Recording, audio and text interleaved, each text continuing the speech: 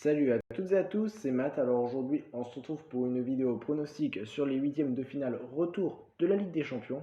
Alors bien sûr, comme la phase aller, je vais pronostiquer pour cette fois-ci les matchs retour et donc vous donner pour moi qui atteindra les quarts de finale de cette compétition. Donc avant de commencer la vidéo, déjà je tiens à vous remercier pour la dernière vidéo. On a quand même dépassé les 1000 vues. Donc franchement, je vous en suis reconnaissant. Et ceux qui veulent s'abonner et lâcher un pouce bleu, n'hésitez pas, ça fera toujours plaisir. Donc on va commencer les pronostics par le RB Salzbourg contre le Bayern Munich. Donc il faut savoir que pour les matchs que pour cette année, il n'y a plus la règle du but à l'extérieur. Donc ça pourrait entrer en compte dans certaines des confrontations. Ça peut être le cas pour celle-là, même si personnellement j'en doute, parce que le match se déroulera tout de même à l'Allianz Arena. Il y a eu un partout au match aller. Donc le Bayern sera à domicile devant son public. Et on sait que le Bayern est quand même un des favoris pour gagner cette Ligue des Champions. Et je ne vois quand même pas le Bayern se faire éliminer. Alors je les vois gagner ce match. Et je les vois faire avec la manière. Pourquoi pas sur un score de 3-0. Et si je devais dire un pronostic, je dirais le Bayern gagnant. Donc ensuite, le deuxième match, bon, je pense que c'est quand même vite dit, mais on va quand même en parler. C'est Manchester City qui reçoit le Sporting Lisbonne. Il y a eu 5-0 au match aller pour City à l'extérieur, au Portugal. Donc je pense qu'on sera tous d'accord sur le fait qu'on ne voit pas le Sporting gagner 6-0 le match retour. Ça risque d'être assez compliqué. Donc moi, je pense quand même que City même devrait gagner assez facilement devant son public.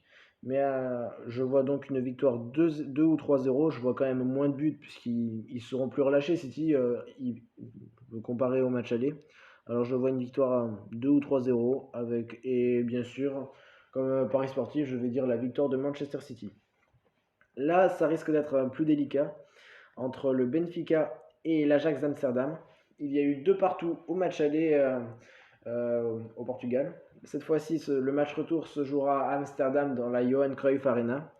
L'Ajax est sur une série toujours impressionnante de matchs sans défaite. Je ne sais plus, ça fait combien de temps qu'ils n'ont pas perdu, mais c'était hallucinant. Ils ont marqué beaucoup de buts, ils en encaissent très peu, même s'ils en ont encaissé deux au match aller. Mais là, l'Ajax sera devant son public. C'est une équipe qui est très prometteuse avec une belle jeunesse. Et je vois l'Ajax gagner ce match avec quand même pas mal de buts. Et je vois bien une victoire 3-2 de l'Ajax. Et le pronostic, ce sera le plus d'1,5 but. Je pense que ça devrait passer assez facilement. Nous allons maintenant parler de Lille contre Chelsea. Donc là, ça risque d'être compliqué parce que Chelsea a gagné 2-0 le match aller à Stamford Bridge. Là, le match retour, c'est à Pierre-Mauroy. Lille sort tout de même d'une belle démonstration face à Clermont le week-end dernier, 4-0. On peut dire, ouais, c'est que Clermont, mais Clermont avait quand même battu Nice, avait battu Rennes et avait battu Marseille. Donc ils étaient quand même sur une bonne série, ce qui n'est pas à écarter. Donc Lille n'aura rien à perdre de toute façon. Je l'avais déjà dit lors de ma dernière vidéo, c'est Chelsea qui aura la pression dans la confrontation face à Lille. Lille devra clairement jouer sa chance, même si c'était compliqué le match aller. Lille sera devant son public et n'a pas le droit de rater ce match.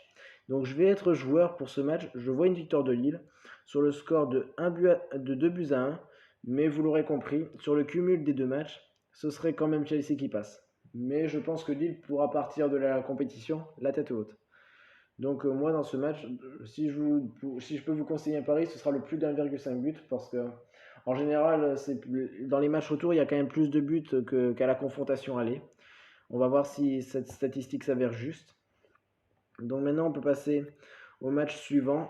Et ça, c'est un match qui peut être difficile à pronostiquer, à savoir Manchester United contre l'Atlético Madrid. Donc au match aller, il y a eu un partout au Wanda Metropolitano. Donc c'était quand même bien payé pour Manchester United qui n'avait pas vraiment montré grand-chose. Le match retour est à Old Trafford. Est-ce que ça pourrait pousser Manchester United? Faut voir, parce qu'ils sortent quand même d'une claque subie le week-end dernier face à Manchester City. Certes, c'était sans Cristiano Ronaldo, mais il y avait quand même des bons joueurs sur le terrain. Ils n'avaient pas non plus mis l'équipe bis. Donc c'est pas vraiment avec la confiance que United va arriver sur le terrain. Donc moi je vois encore un match nul sur ce match. Pourquoi pas un partout, comme au match aller, et que ça finisse au tir au but. Et là, tout peut se passer, mais je mettrai une pièce sur l'Atlético. Donc je le sens bien. Après, je peux me tromper, mais je vois bien l'Atlético passer et entre guillemets vaincre pour l'Atlético la malédiction qu'ils ont vis-à-vis de Cristiano Ronaldo. Alors, maintenant, je vais. Ah oui, j'ai oublié de vous dire pour le pronostic. Si vraiment il faut dire un pronostic, je pense qu'on peut mettre les deux équipes marques. Je pense que ça peut se tenter. Maintenant, on va attaquer avec la Juve contre Villarreal.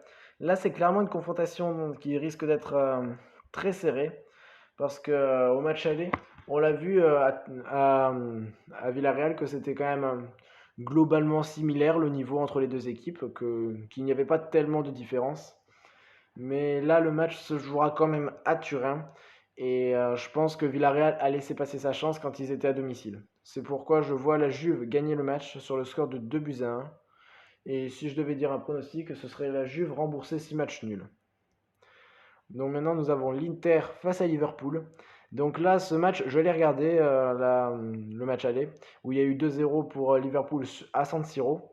Et franchement, c'était très très très très bien payé pour Liverpool parce que l'Inter a vraiment montré de belles choses. Ils n'ont pas été récompensés. Et c'est l'expérience qu'il a emporté. Mais l'Inter n'a vraiment pas été ridicule. Et le 2-0 était très sévère. L'Inter n'aura rien à perdre parce que clairement ils ont perdu, ils étaient déjà pas favoris, donc l'Inter devra jouer clairement sa chance à Anfield, mais j'ai du mal à les voir gagner là-bas. C'est pourquoi moi je vois un match nul à Anfield, disons un but partout. Je vois bien l'Inter mener 1-0 dans le match et essayer de pousser, mais sur une contre-attaque, Liverpool égalise et ça, je vois bien le match se passer comme ça. C'est pourquoi je vois un match nul. Et le pronostic, ce serait que les deux équipes marquent. Ça peut se tenter, je pense.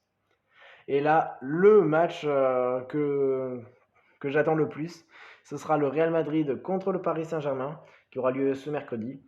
Et franchement, ce match, j'ai hâte de le voir. Parce que le Paris Saint-Germain, certes, en championnat, propose un jeu, on va dire, pas terrible. Mais en Ligue des Champions, enfin, le match aller qu'ils ont fait face au Real Madrid, franchement, ils m'ont impressionné. Je pensais pas du tout qu'ils allaient aussi bien jouer face au Real Madrid. Donc je suis content de m'être trompé sur ça. Alors est-ce qu'ils auront toujours cette même motivation?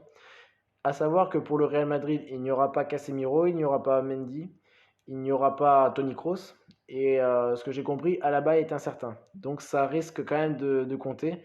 Parce que Carlo Ancelotti a pour habitude de mettre souvent la même composition. Donc pour Valverde et Camavinga, même si ça a marché contre la Real Sociedad, je ne me trompe pas. Ils ont quand même, ça a très bien marché. Je pense quand même que contre Paris, ça risque d'être un cran au-dessus. C'est pas vraiment comparable. C'est pas la même compétition non plus. Mais le Real sera forcément plein de confiance. Le PSG n'a pas vraiment montré un très très beau visage contre Nice, qui était pour moi un des pires matchs du PSG depuis le début de la saison.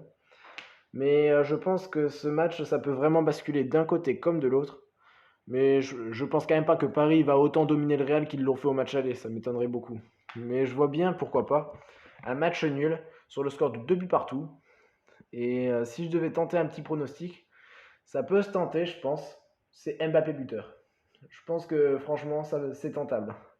Après, si vraiment il faut miser un hors buteur, entre guillemets, on peut tenter les deux équipes marques parce que je pense que le Real pourrait ouvrir le score et Paris égalisé après. Enfin, et après, ça pourrait être un match qui partirait dans tous les sens.